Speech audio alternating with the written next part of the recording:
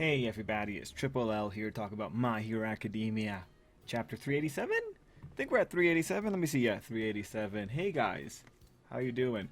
Video is coming a little bit late. My word's a little bit messy. Sorry, I'm a little bit tired. I'm a little bit sick too, but hey, we're here. We're here. Oh, my hair looks terrible. All right, whatever. It's been a long day. Never mind, couldn't do it. Put on a hat. I now look like half a ragamuffin instead of a full ragamuffin. Alright, yeah. Hero Academia 387. Okay, so I'll be straight up with you. I'm pretty stupid. I think the chapter is confusing in terms of the words. I can understand everything if, like, I don't read it and I, like, think about what they're trying to do. Because, like, some spots here just don't make sense. I think the language falls apart. I think the translation job also probably falls apart.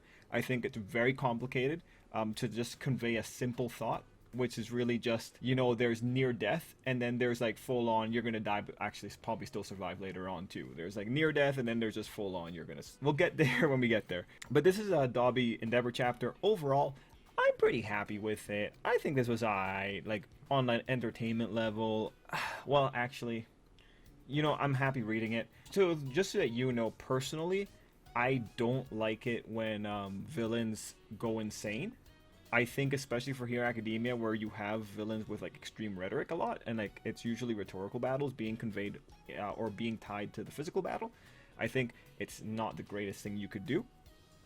In terms of Dobby, like Dobby's most interesting when he is cognizant, when he knows his hypocrisies. That's Dobby at his finest. You know, you strip that away, you do go more towards like, well, now this is just more tragic, but now like you're not really debating like hard questions that Dobby presents. You're just dealing with the aftermath, and it's like pretty much a meta commentary of like, well, Dobby, for everything that he is, ultimately this is where he'll end up. He'll end up regressing into being a child because these thought patterns that he had ultimately do not carry him through. Like pretty much if you engage in Dobby's level of self-destruction, you will eventually die, which is what's happening here. Like Dobby is not Dobby right now. He is just regressing. So, you know, it really depends on it kind of depends on who you are as a viewer too, or a reader. If this moment is reaching to you on an emotional level because you can see the tragedy of it, you can see the futility of it, then great, because that's probably what Horikoshi is going for. I just think that this is very unfortunate. Now, I will say that I think Hero Academia is rushing towards the end. I think that keeping Dobby cognizant causes more chapters to occur because you need to like wrestle through the rhetoric, but just ripping all that away and just turning Dobby into a kid that needs to be hugged or a kid that needs his father to watch him, just doing that, like, it's much simpler, right? The thing is, like, with the author, like, it's up to him to like make whatever themes he has in the background still work. So that's why you have him like really hardcore forcing the emotional angle of like the watch me dad, and like Toya's been watching me this whole time. Like he went back towards that framework that he had in the background, instead of dealing with a more like Dobby calling out Endeavor for everything he's done, and Endeavor like answering them in real time. Like every grievance Dobby has, Endeavor answers, and it's a back and forth like that. You don't get that. You instead get the like, this was my son, I have to take care of him. All right, so like, not gonna criticize the author on that. Like at the end of the day, like he needs to get the story going. He used the parts that he had before, and he didn't make something new entirely. He tried to answer with the tools he had given himself, so that's where he gets the props.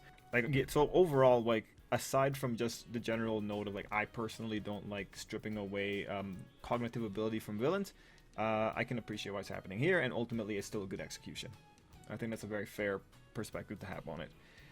Again, like I will admit though, I am pretty biased. I think the author is in a losing battle now. I think this is the end of the manga. I think he has a lot of pressure on him. I think there's a lot of extra details. I'm 100% easier on him. Oh yeah, this is also like My Simp Academia. Or, I always forget. It's My Simp Academia for All For One, but All For One's not in a chapter, so I can be normal. I will also say My Hero Academia bingo card. It does have where are ya? It does have Endeavor hugs Toya. I do think it happened. Now, mind you, you know, you thought there would be, or I thought there would be like a more, I thought we would be hugging cognizant Dobby, not like I need my dad Dobby. So that's like the unfortunate thing, but like I'll take it as like a a half victory, but I can feel that it's not the feeling that I thought we were gonna get. Ida drives Shoto over to Endeavor and Ida. Ah, that's still good. I'm pretty sure like Ida and Shoto are there. I'm pretty sure that's how Ray got there, because there's no way that girl with a frail constitution was able to sprint there in less than 10 minutes. Yeah, right. Come on, get out of here. No way she did that. So I'm assuming Ida and Shoto are there, but we'll have to see. Okay, do you think Shonen Jump is copyright striking me for this one? I don't think so. Like, the last strike that they gave me was for an old video. So I should be okay. Let's get into the chapter. I'm gonna go a little bit faster because like I have the stream in like an hour. Okay, so let me start off by saying that legitimately, I have no idea what it was that the author was trying to say with this beginning. Like, to me, you know what I ultimately just kind of started thinking? I think the author just did this whole thing about the Himuras because like Getten is not in the story, and you need to like just justify and like, you know, finish the storyline of how Getten is involved to all of this. Now there is something I think interesting here in that Getten is the character that kind of brings in Quirk Awakening into the story. Like, he is an example of it. So him starting this and we having a chapter that kind of talks about Quirk Awakenings right there, and talks about the next level. I think that was fair. I think there's some I think there's some thematic cohesion there. So I think that's why Getten's ultimately here. And again, to give the background on the Himuras, overall, like, I don't care about the Himuras, but the good thing here is that we get to see that Compress is here. Now, I found this line funny. Like, imagine what Spinner would say if he heard about such a combo, like the Bloodline and Spinner. It's like, what would Spinner say like before he joins the army? Like, Spinner doesn't actually have a whole lot of rhetoric. Like, Spinner, like, his whole thing is that he's quiet. Like, Spinner is quiet. He just bunkered down in his room, and he's such a follow fashion that he just follows whoever is strong, because he, like, admittedly, he doesn't have much of a personality. He only really gains it post Compress being in jail. So yeah, no, I found that line just funny because it's like probably his Spinner would just curse them, but it's not in his character to do anything about it. He just kind of follows whoever tells him to do shit.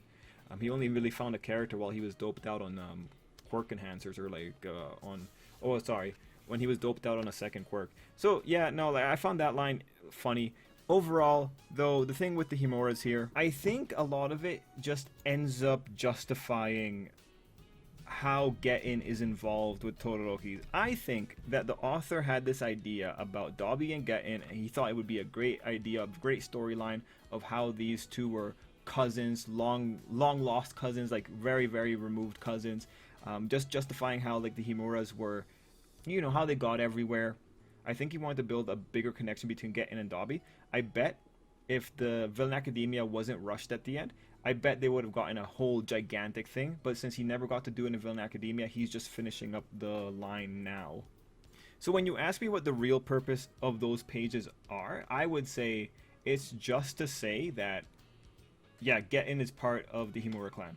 Is that their name? I think it is. Yeah, Himura. That's just the point of the story. I will say, like, seeing Compress, the author said we will see Compress again, and I do think we'll see Compress one more time. I did think he would be in a hospital, but to the author's credit, when you look at him, like, he is strapped up to a life support machine. And if you look right here, you can see that that's detail of his robotic arm. Really interesting. I bet, like, he's not touching any material in there, because otherwise the compressed quirk would be able to compress that machinery and, like, get him out of there. But yeah, really interesting that Getten's using his quirk and the ice is kind of reaching Compress too. Like, that's pretty.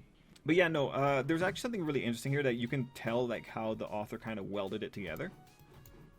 See, one thing that I went into, like, with this whole thing with the incest, because, you know, they say, like, there were countless marriage between families, between distant relatives, essentially. You know, I saw all that, and I'm thinking, like, okay, what are you trying to tell me about incest here? Like, what is the point of this? Because you're like, the big theme word of the chapter is the blood runs thick, because it shows up at the beginning and it shows up at the end. What are you trying to tell me, author? Because, like, really, when I hear inbreeding, I hear, okay, like, no wonder Rei is frail. It's because generations of inbreeding made her frail, right? So, you know, I did my due diligence. I went online. I, like, did a very quick read-up on the effects of inbreeding. I want to understand what was going on. Now, you see, when he says, with each generation, the meta abilities grow more complex, I don't know. Because if you're just marrying within the same gene pool, unless there's a mutation occurring, your meta ability actually isn't growing more complex. So like this line actually goes to a completely different idea than the one that the Himura starts, because the Himura starts all about growing weaker, and then the meta abilities growing stronger. Like what you really end up seeing here, and I think this might be what he was going for. It's just because of like where it goes with Dobby is weird, is that the Himura clan goes and they shrink and wane because their genetics suck. That quirk, that meta ability, isn't going to grow more complex because everyone shares the same genetic pool. And so like when it comes to inbreeding, like you know what it is. Like inbreeding just means like you have a higher chance of getting defects because the defects are going to pile up within the same gene pool. That's what inbreeding means. You have a higher chance of getting defects because there isn't enough genetic variety. Such that when you marry outside of this very small gene pool, you effectively do genetic rescue, which kind of, let me just get the wording. And like there is a point to this. It's just because like I think the author was welding things together and I don't think they fully make sense. Inbreeding reduces genetic diversity, meaning there is a greater chance of receiving some kind of recessive genetic disease, blah blah blah. Here's just a very quick thing. The genetic effects of inbreeding go away with a single outcrossing. This happens because the problems of inbreeding occur because of homozygosity, an individual getting two copies of the same gene. That happens because both parents have the same gene pool, or like that's kind of like what the danger is. Outcrossing wipe this away because the offspring can only ever get one copy from the inbred parent, so the inbred parent can never pass along the two copies of the problem genes to the offspring to cause problems.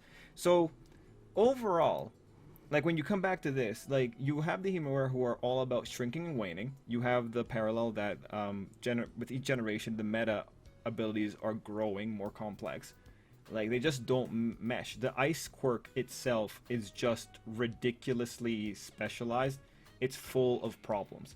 Which I guess if you go over here, the thing is like when you go into like this next line, and sorry that I'm going so hard on this, but it's like I don't think this is good writing.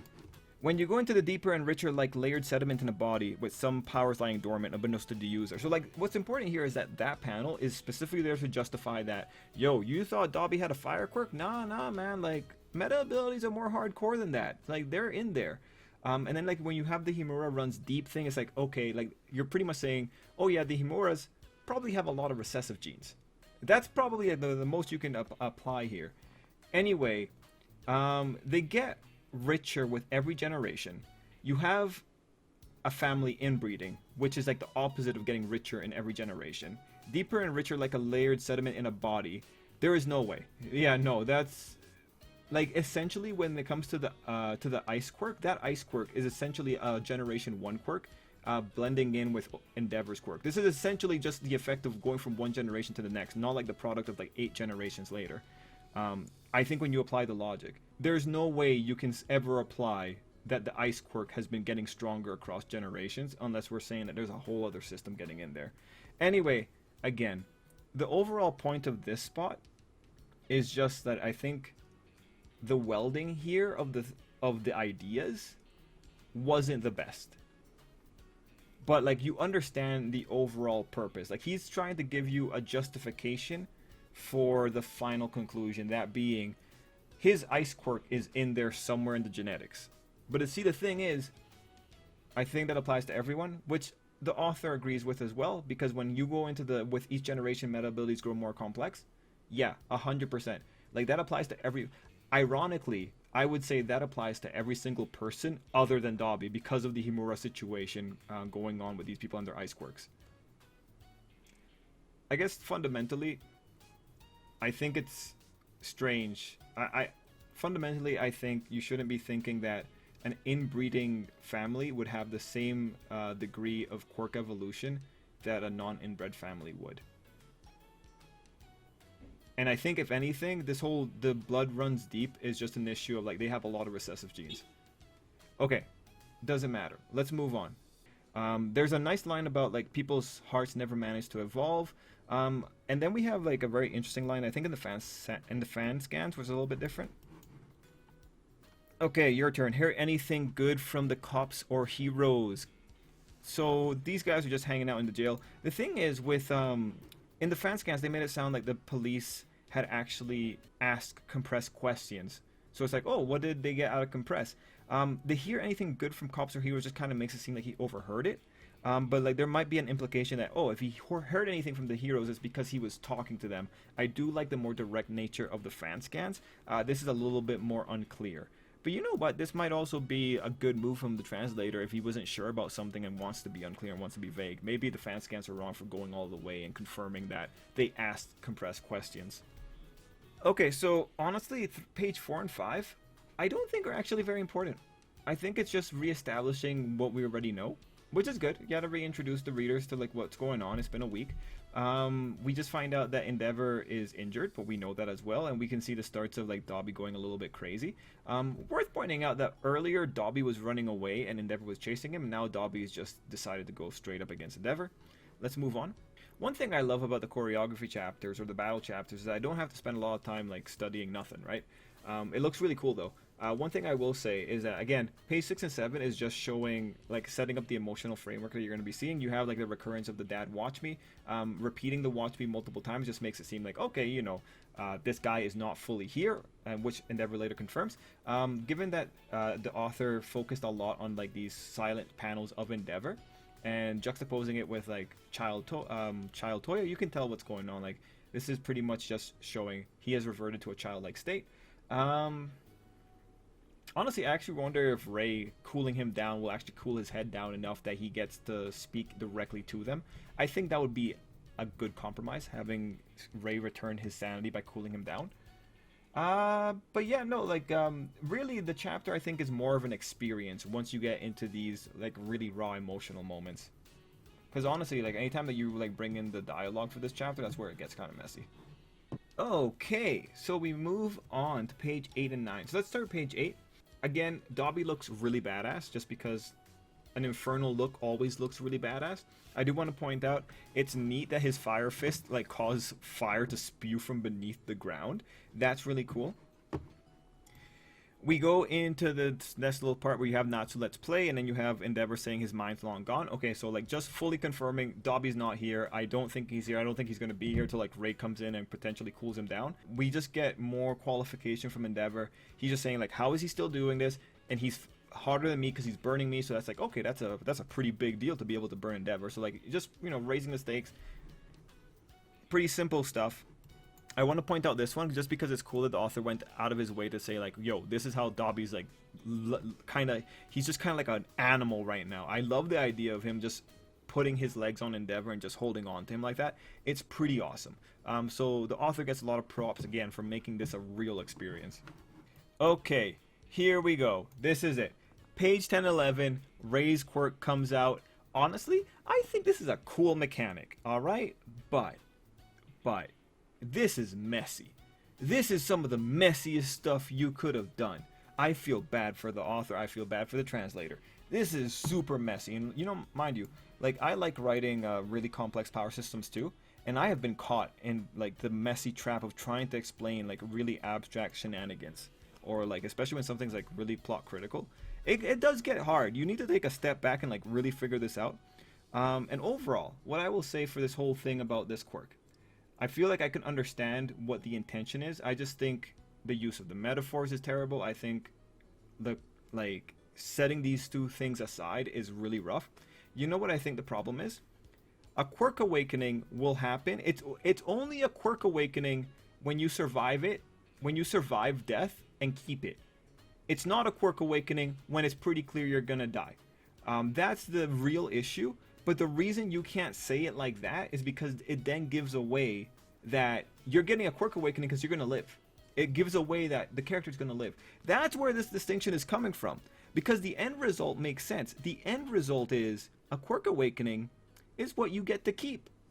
This thing, summon absurd power in a crisis, is essentially like you won't get to keep it. That's really what it's all about. Because really... like, and this is how you kind of have to play the game.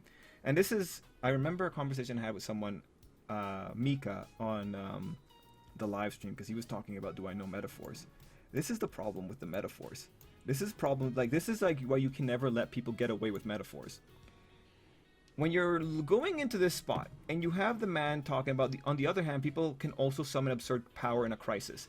So, here's where it starts getting a little bit tricky. absurd power in a crisis. What is the difference between this, a crisis, and this moment from Bakugo?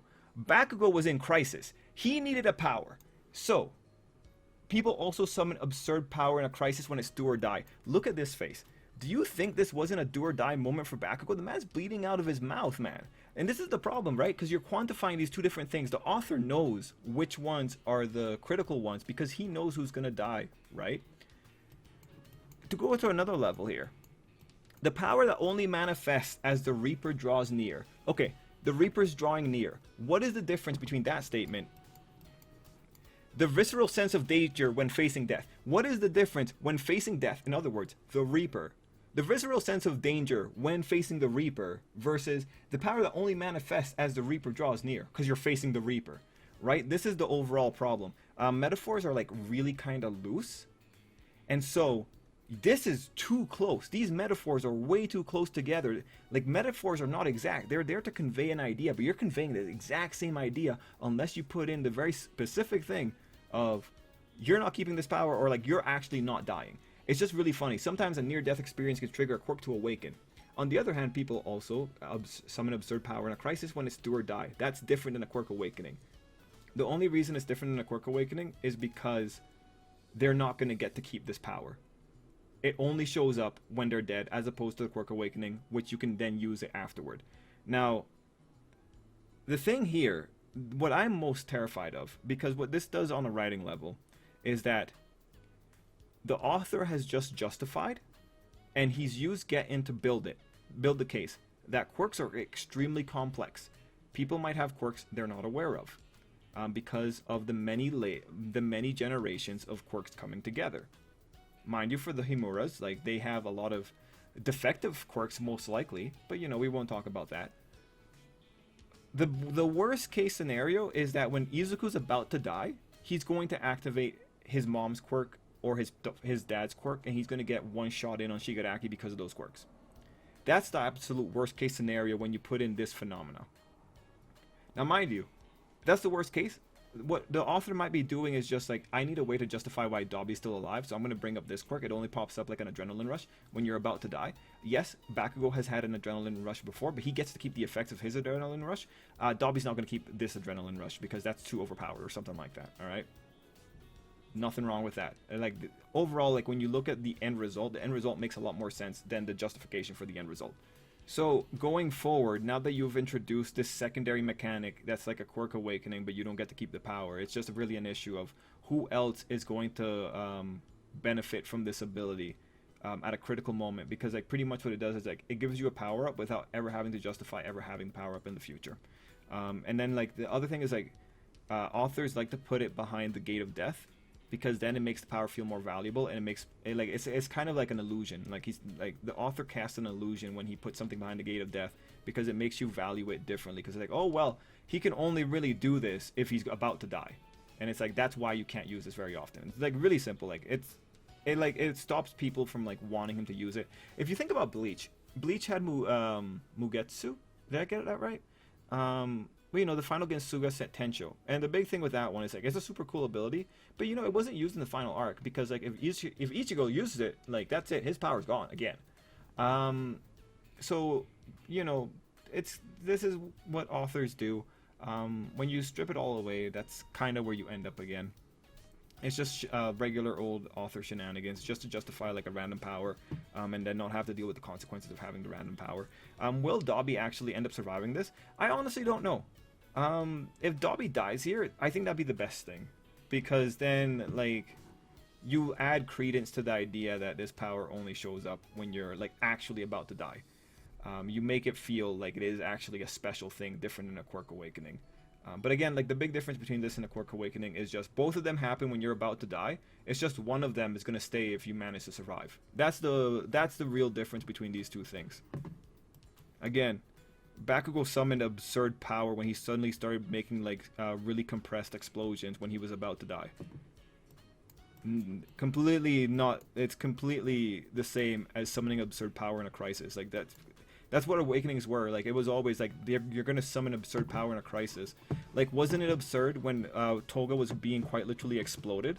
Like, she was about to die in that woman's hands, and then she pulled it off. Anyway, I'm really sad to get out of that one, because like those are pretty much the best pages in the chapter, because they're the most interesting pages to talk about, in all honesty, man. So, looking at these pages, you have, like, the Endeavor running through all his memories of, like, all his shittiness. And I do like the piece on his face, I take full responsibility. It really plays into just this general moment where it looks like Endeavor's about to receive his child's hug. Like, his child is jumping into his brace, and he's about to hug him, right? The rest of the page has you... the rest of the page has Endeavor just pretty much saying, like, I'm not gonna screw you over anymore. Page 14 has a return to the Endeavor dream that the family's there but not him. And then the whole thing that he's not gonna let Dobby meet his end alone. And then you have the actual proper hug where he's grabbed onto Dobby. I ultimately like the idea of using Dobby's firepower to go into the sky. And he says just a bit longer, so like it looks like Dobby's about to explode, so like that tells me that 5 minutes must have passed at least. And then we have the final page where Ray shows up. Now I think this happened so quickly. I don't think Endeavor's actually that far off the ground. I think Ray's still on the ground. I think she's giving it some ice. I think Endeavor's right there. People had like a thing where they were saying that Ray is actually Shoto and Endeavor's hallucinating. That would be a cool idea, but like I think that would make this panel be like, I think that would devalue this panel in particular. So I think it makes more sense that Ray is there because this panel's correct. Ray is guilty of not being good enough for Dobby. That's true. She probably does feel legitimately bad about that. So I feel like Ray would be there. Given that Shoto is the family's hero, as according to Ray, I feel like Ray's going to be imperiled enough that Shoto gets to come in and be the family's hero, living up to the hype that his mom set up for him. And yeah, we have the Himura thing. The Himura blood runs deep or runs thick. I assume like in this page, it's being used in a more supportive fashion of like, yeah, his mom is not going to just abandon him because their blood runs thick. Like they are legitimately, she's there. Like that's her family. She's not gonna let him die here. Or she's not just gonna let Endeavor do this all by himself. So, yeah, I think that's really Ray. I think Shoto and Ida are in the area. I think Shoto's gonna get to be a hero. I don't know about Dobby though. I think it'd be best to just let Dobby die. Maybe give him like one peaceful, fully conscious conversation with Endeavor and just call it there. I think that would be fair. I think that would be safe. Yeah, that's my thoughts. Overall for the chapter, you know, I feel like this is just trying to get everything in there. I think the author is just trying to make everything make sense. I think the whole thing with the quirk awakenings versus power that you only have when you're about to die and then they go away, and like again, like the big difference between those two is that quirk awakenings stick and the others don't, which I think is fine. I just think like the way it was explained, not the best. But yeah, no, I'm actually really excited for the next chapter. I want to see where this is going to end. If Dobby survives, then you know that the author really wants to redeem a lot of the villains. If Dobby doesn't survive, then respect. I think Endeavor's going to survive. I'm kind of hoping he's going to survive. We'll see. Anyway, guys, let me know what you thought down below. And till next time, I hope you have an absolutely great day.